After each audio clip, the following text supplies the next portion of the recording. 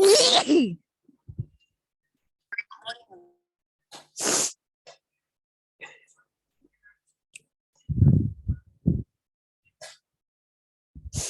selamat sore anak-anak kelas Jalan Kereta Api, mahasiswa Teknik Sipil Institut Teknologi Nasional Yogyakarta.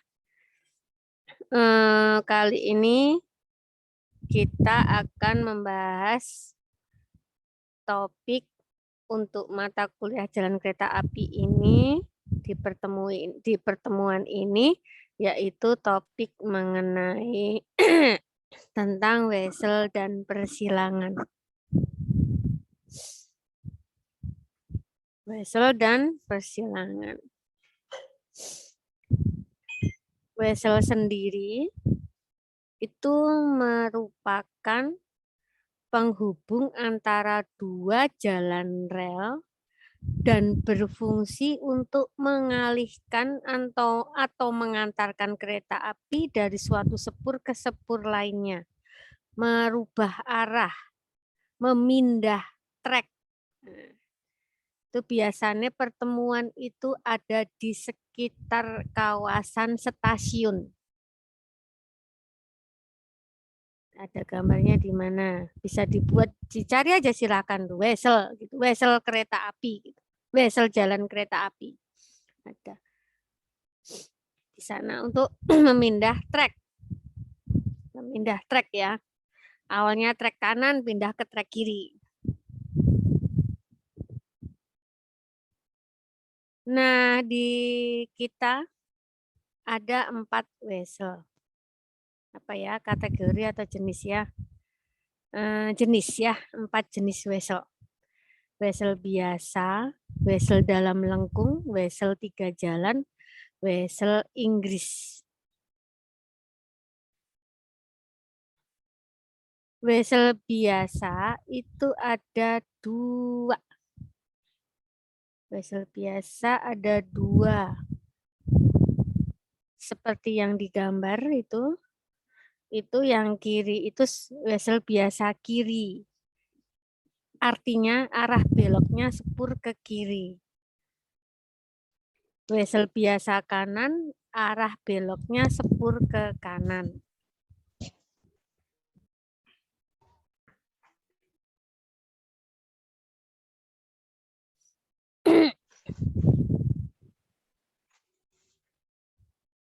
Nah, wesel dalam lengkung pada dasarnya sama dengan wesel biasa, ya.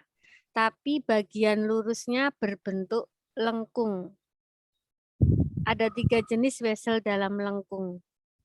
Searah lengkung, berlawanan arah lengkung, dan simetris.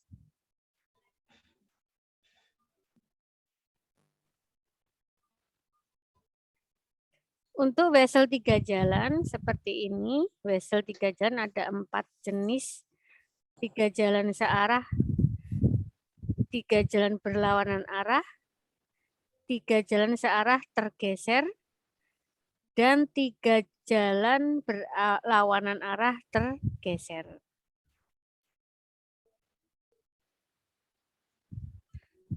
Nah, untuk penerapannya,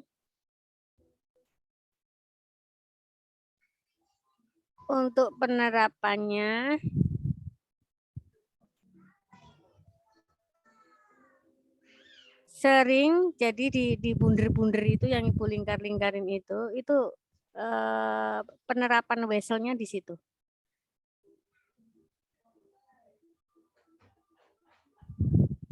Nah, ada di titik-titik itu, artinya pada saat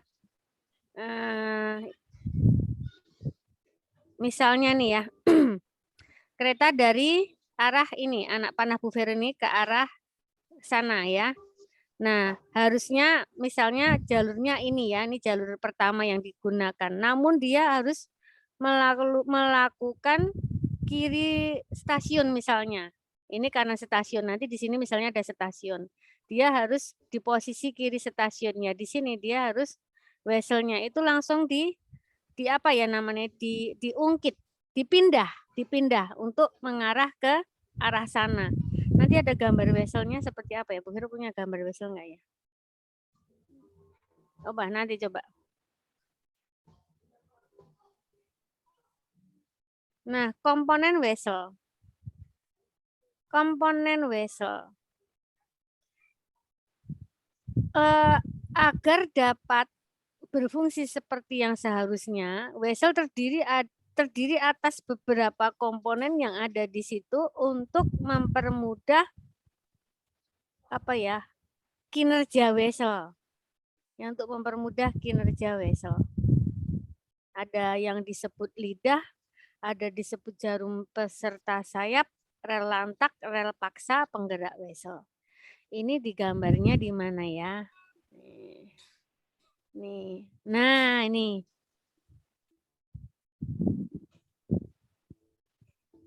Enggak jelas tapi ya ini ya, nanti kalau kalian mau merubah weselnya. Nah, di sini nih. Nah, pada saat kereta ingin berpindah yang dari sana, berpindah ke sini, ke trek ini rel sayap di sini, ini tertarik ke sana. Terus langsung menjepit di sana. Jadi di sini ada rel paksa sebutannya. Nanti bentuknya jadi begini dia. Set. Nah, langsung masuk ke sini. Nah, lurus ke sini. Terus yang ini juga pada saat yang ini masuk ke sini, yang ini masuk ke sana. Jadi kan berbentuknya relnya begini. Nah, rel sayap itu nempel di sini, ceklik gitu.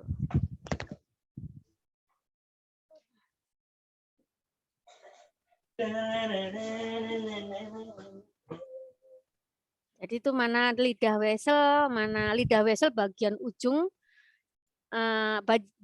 ujung akhir dia menempel rel utama, karena wesel itu penyambung dua atau lebih rel untuk berpindah trek. Itu lidah wesel. Nah, mesin wesel untuk apa? Untuk memindah si komponen-komponen weselnya itu, memindah weselnya itu.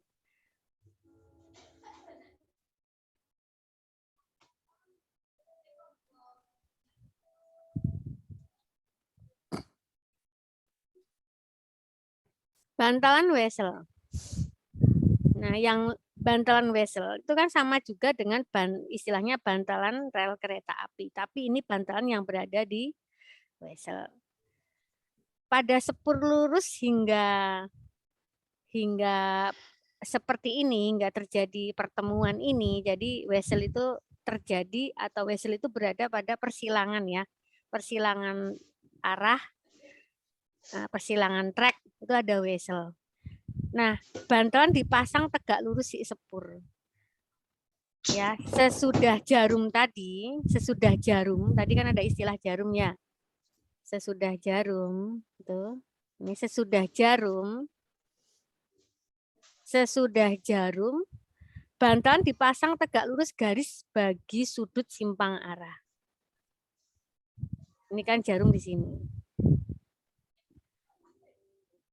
Nah, jarak bantalan tidak boleh melebihi jarak bantalan biasa, sedang panjangnya paling sedikit hingga 50 cm di luar rel.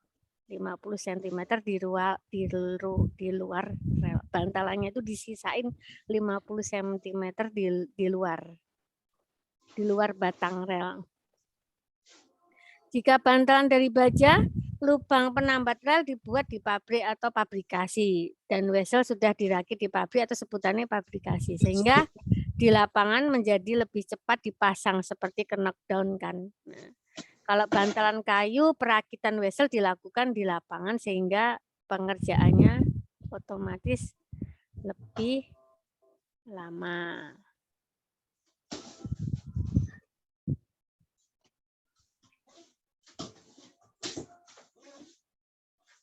Yang nggak kelihatan ditanya udah makan apa belum, ditanya itu kenapa tetap kita tolong.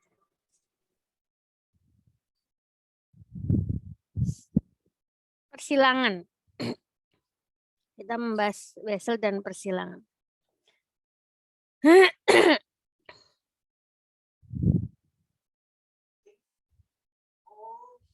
Jika dua jalan rel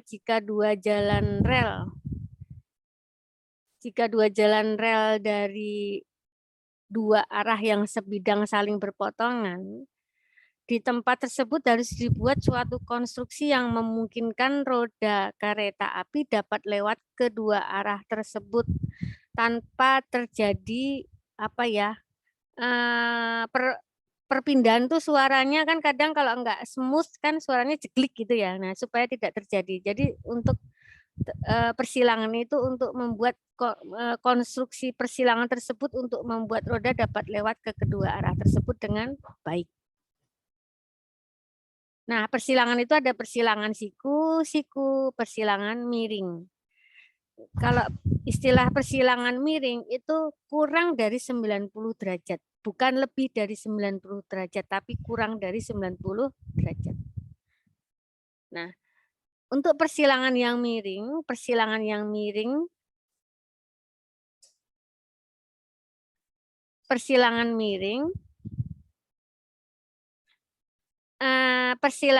ada macamnya. Dia di bawah 90 derajat. Itu biasa ada yang sudah kurang dari 90 derajat, ada yang kurang dari 40 derajat, itu disebut persilangan tajam. Kurang dari 40 derajat kan semakin runcing sudutnya. Kemudian kalau yang miring itu kan kurang dari 90 derajat, itu yang masih di atas 40 derajat tapi di bawah 90 derajat itu namanya persilangan tumpul karena sudut yang dibuatnya lebih dari 40 derajat. Tumpul. Kok malah Bu Vero nggak punya persilangan tajam ya? Oh, ini persilangan tajam ada nih ya. Tumpul dan tajam. Wesel Inggris. Kita masuk wesel Inggris. Pada persilangan kereta api hanya dapat berjalan dari A ke B kan? Pada persilangan. Ada A ke B. Atau sebaliknya B ke A. C ke D. Atau sebaliknya D ke C. Namun, dengan konstruksi khusus, maka kereta dapat berjalan seakan melompat ya. Tadi kan dari A ke B, C ke D, D ke C, B ke A. Ternyata bisa dari A ke D langsung. Konstruksi ini dikenal dengan istilah wesel Inggris. Wah, ini kalian berita-berita lama ya. Nah, untuk wesel Inggris ada macamnya, yaitu wesel Inggris penuh, wesel Inggris setengah.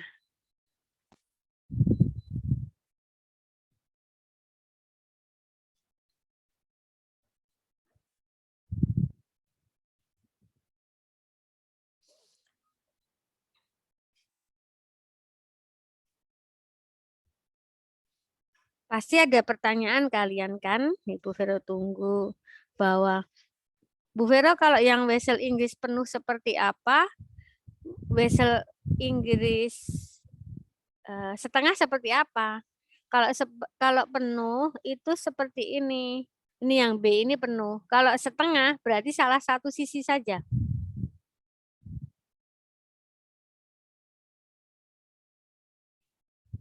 Persilangan jalan rel dengan jalan raya.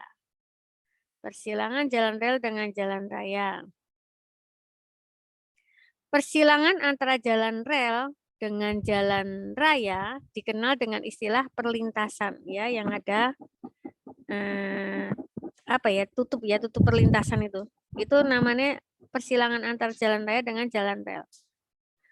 Nah, perlintasan yang dibahas kali ini adalah perlintasan sebidang. Terdapat dua jenis perlintasan dengan penutup atau palang, terus yang berikutnya perlintasan tanpa penutup atau tanpa palang. Penutup atau palang itu dapat berupa penutup sorong yang menggunakan roda, itu ada di, kalian lihat di, tapi sudah enggak aktif ya dia ya, maksudnya persilangan antar, perlintasan antar jalan raya dengan jalan rel di Malioboro. Nah, itu sorong, penutup sorong yang menggunakan roda atau penutup, ada penutup jungkit ya, rata-rata kita melihat penutup jungkit yang naik dan turun. Ada sepertinya Bu Vero contohnya ini. Penutup sorong digeser ya. Penutup jungkit naik dan turun mestinya dengan alat, tapi sering juga masih ada dengan manual ya, di itunya batangnya apa nih, counterweight-nya itu pemberatnya ditekan manual, ada mungkin sebenarnya alatnya ada tapi rusak atau bagaimana, entah ini di Indonesia masih sistem-sistem kita tuh masih kurang apa ya, kurang apa ya, alat-alatnya masih kurang. Nah, ini untuk kalian sebagai generasi untuk membuat hal tersebut tuh kita menjadi lebih modern gitu. Ini penutup, yang tanpa penutup Bu Vero. Tanpa penutup.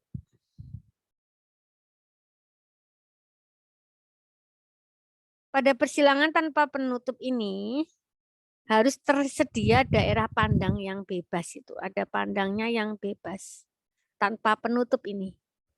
Jadi benar-benar kalau memang itu daerah tidak ada penutupnya, mestinya ada rambunya sekitar garis lurus yang dibentuk atau DH itu. DH itu sudah dipasang, DH dari tepi jalan rel ke arah luar sana itu harus dipasang titik rambu menyatakan bahwa ada rel kereta api, simbol rambu rel kereta api, namun ditulis di situ di bawahnya atau bagaimana tanpa palang.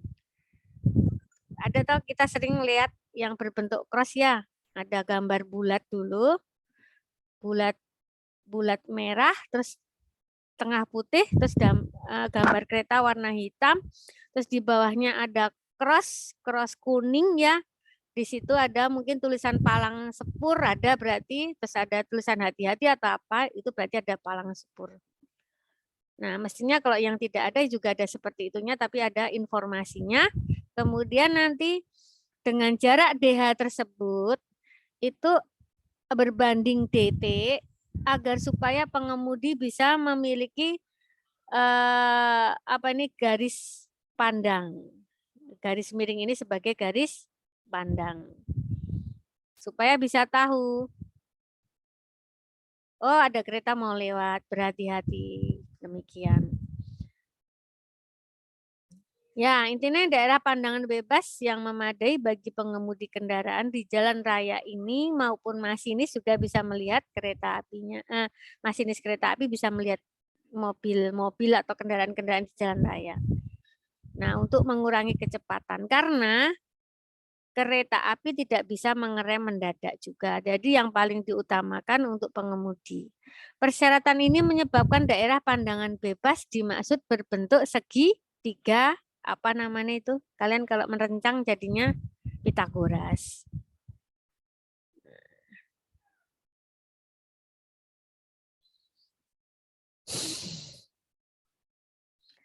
Perancangan persilangan. Perancangan persilangan jalan rel pada jalan raya agar roda kereta dapat melewati persilangan ini perlu disediakan alur untuk flange roda selebar 40 mm pada persilangan.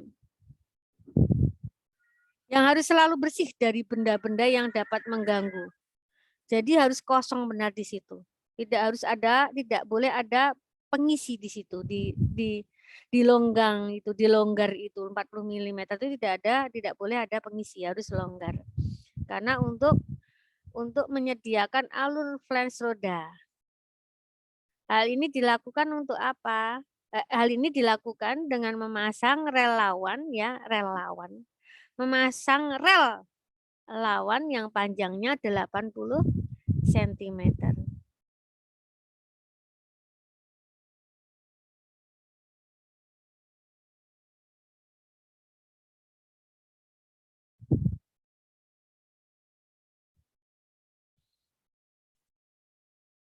Nah, ada pada persilangan sebidang ini dapat digunakan perkerasan. Jadi persilangan sebidang kalau kalian ketemu di Timoho, kan itu sering ya kita lewat di situ, Bu Vero juga sering lewat di situ. Kita kan melewati daerah persilangan itu. Nah, perkerasannya macam-macam di setiap kawasan area persilangan itu. Ada perkerasan beraspal, ada perkerasan pelat beton, balok kayu, bahkan pelat baja khusus. Nah, kalau yang di Timoho itu, Ibu rasa dulu Ibu pernah naik sepeda ke sana, jadi bisa mengamati. Yang sekarang Ibu tidak begitu mengamati karena berkendara yang tidak bisa melihat ya. Waktu masih SMP, Ibu sering lewat di sana bersepeda, itu dulu masih menggunakan balok kayu. Kalau sekarang Ibu rasa nggak nyangka ya, maksudnya nggak ngeh ya. Itu aspal, beraspal. Nah, kalau beraspal seperti apa terjadinya? Jika kita melihatnya dari apa ya, di iris ya, iris apa namanya? Iris, kita iris dari sisi sebutannya ya irisan itu seperti ini. Nah, ada drainase, kerikil, bantalannya, balasnya diberi di situ balasnya, terus diberi bantalan, kemudian diberi atasnya itu perkerasan aspal. Ya kayak kayak kalian membuat perkerasan di jalan raya. Hanya saja dia memiliki apa itu balas ya, balas untuk meredam kan. Selain meredam juga ini tidak apa menutup kemungkinan untuk bergeser ya si relnya itu. Nah, itu kan ada yang berbentuk apa ya itu ya? Baja L ya itu, baja L L jejer ya, L kembar itu relnya. Nah, itu 40 mili tadi kan untuk flange rodanya.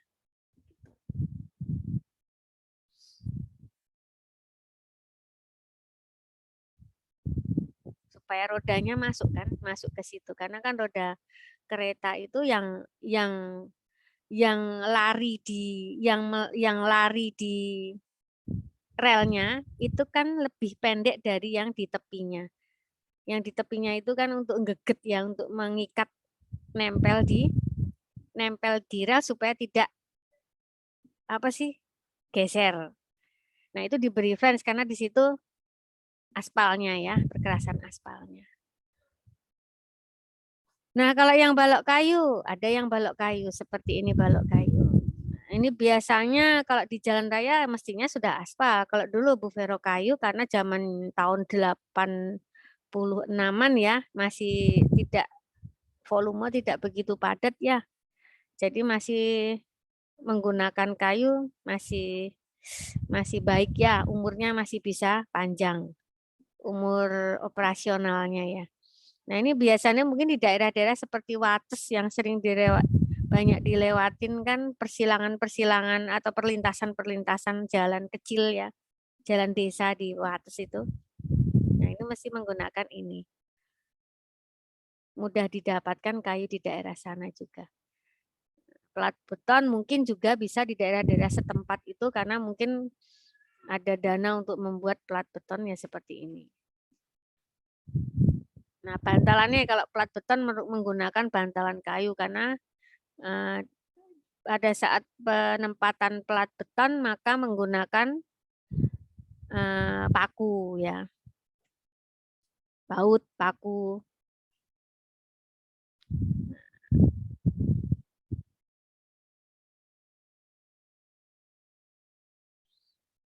Nah, seperti ini materi yang wesel cukup di sini.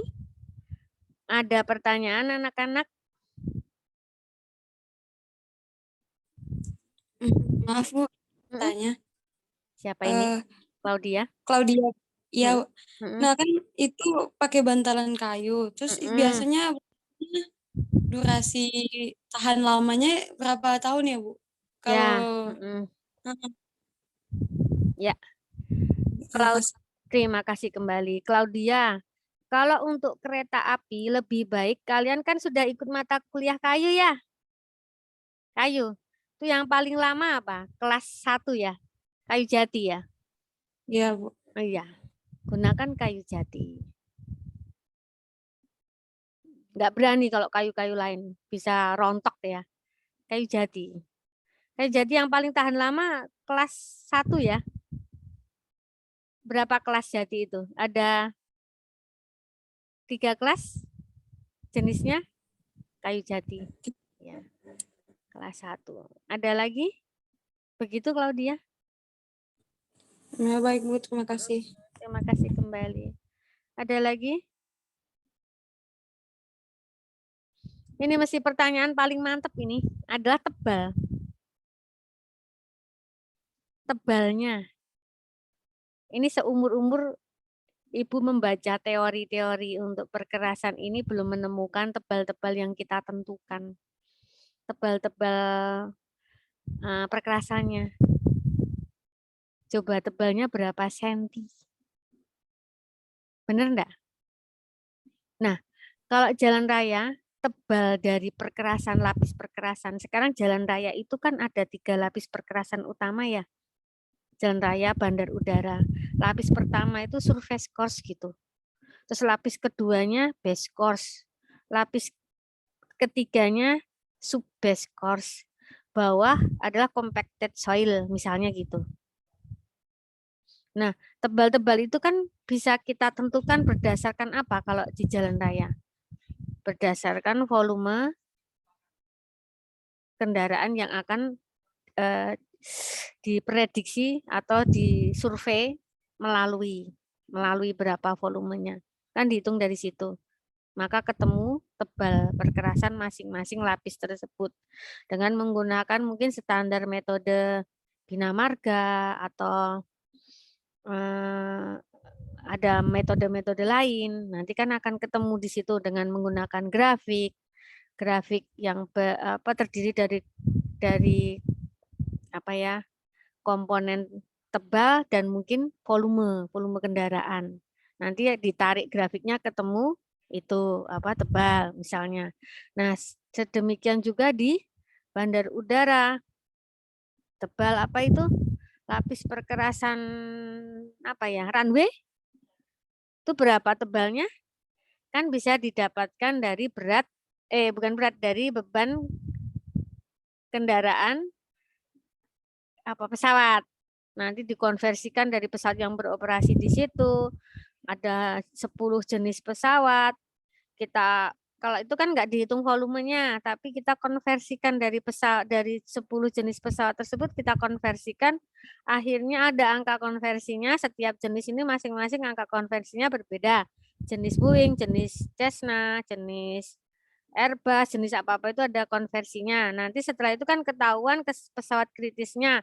Nah, pesawat kritisnya itu akhirnya untuk mendesain tebal perkerasannya, runway.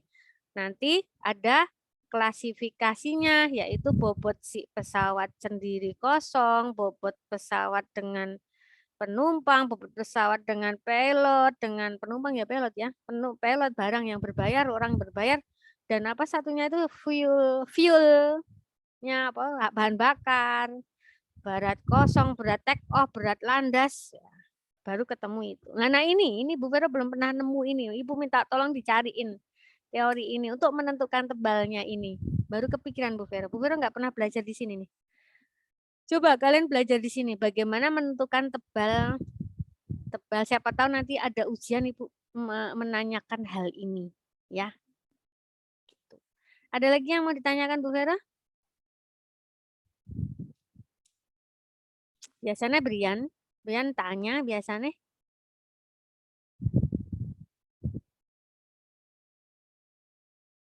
Nah, kalau nggak tanya Ibu tutup loh. Ibu mengerjakan tugas loh. Wes atau itu Biasanya Ronald Pigome mana Ronald Pigome tadi masuk keluar masuk mana? Hadir, Bu. Ya, mau bertanya tidak Ronald? Cukup jelas. Cukup jelas ya. Atau siapa nih? Nanti pertemuan berikut masih ada ya, Bu? Atau ini pertemuan terakhir ya, Bu? Ibu malah Claudia ujian kapan Claudia? Ibu gara-gara diklat Ibu nggak ingat jadwal. Claudia kalian ujian kapan ya? Kayaknya minggu depan, Bu. Minggu depan ya. Berarti Bu Vero, aduh Bu Vero tumbruan dengan diklat. Ya nanti Bu Vero itu aja ya, berikan materi berbentuk PDF saja ya. Ya siap-siap aja Ibu akan menanya. Ya, siap-siap saja Ibu akan menanyakan tebal lapis perkerasannya di perlintasan. Ya, bagaimana menentukan tebal lapis perkerasan di perlintasan antara jalan raya dengan jalan rel. Tuh, silahkan itu. Itu mungkin jadi kuncinya kalian untuk belajar mendapatkan nilai di UAS. Begitu saja. Ada yang mau ditanyakan lagi, Nur Horib? Dwi Agus Herianto, Firmansyah, Franky, Claudio, Alfandi, Mukri Fausan, Ade Putrandena, Ganang, Agustinus Dendo. Oh, banyak juga ya. Awiero, Septon, Angga, Raffi, Nerva Dias, Rafli. Kalau tidak, Ibu tutup. Dah, tidak ada? Baiklah. Dah, Ibu tutup sampai di sini saja. Kita persiapan minggu depan ujian. Kalau tidak salah dapat hari Jumat ya. Hari Jumat ya jalan kereta api. Hari Jumat jam 8 pagi. 8 pagi ya. 8 pagi. Ya, nanti ujian itu tadi Ibu buka kisi-kisinya itu tadi nanti terus sama menentukan apa kemarin itu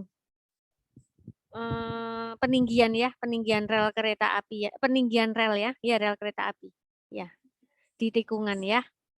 Itu terus teori-teorinya mungkin dari geometri, di geometri, teori di sini Wessel dan teori apa? Drainase kemana ya? Udah Ibu sampaikan di Elinas ya, materinya drainase. Nah, itu saja mungkin. Itu saja ya, soalnya maksimal 5, minimal 3. Sudah seperti itu aja. Ya, baik. Kalau tidak ada, iya Claudia bagaimana? Oh, Bu, untuk materi ini di-upload di YouTube nggak ya, Bu? Ya, Yang sekarang. Ibu upload di YouTube ya semua ya. Kemarin belum Ibu upload ya, tapi sudah Ibu tonton. Iya. Ya, Ibu upload di YouTube. Iya. Claudia ingetin Ibu nanti malam atau besok pagi karena Bu Vero sekarang mau ngerjain tugas kelompok. Apa sih tugas kelompok audit? Ya. Baik, Bu. Terima kasih, Bu. Terima kasih. Semangat, Bu. Kalian juga semangat, jaga kesehatan selalu. Baiklah, Ibu tutup sampai di sini. Terima kasih. Terima kasih, Bu. Terima kasih kembali. Assalamualaikum warahmatullahi Terima kasih, Bu. wabarakatuh. Shalom, Terima kasih, Bu. berkah dalam. Om Swastiastu, Namo Buddhaya. Assalamualaikum warahmatullahi wabarakatuh. Sarang hayo. Waalaikumsalam, Bu. Baik, Bu. Terima kasih.